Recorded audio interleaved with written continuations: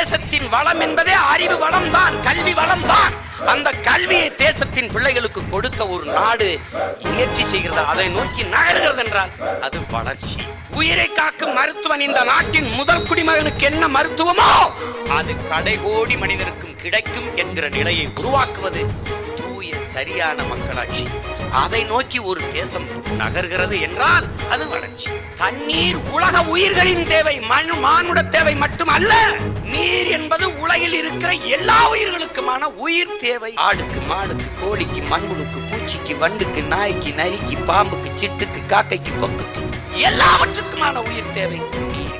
இதை மனித தேவை என்று பார்த்தவன் எவன்? போத்தலில் குடுவையில் அடைத்து விற்க வைத்தவன் எவன்? யார்? உலக உயிர்களின் உரிமையை வியாபாரமாக்கிய அயோக்கியன் யார்? தண்ணீரை, மருத்துவத்தை, அறிவை, உயிரை வியாபாரமாக்கிய நாடு வளர்கிறது என்று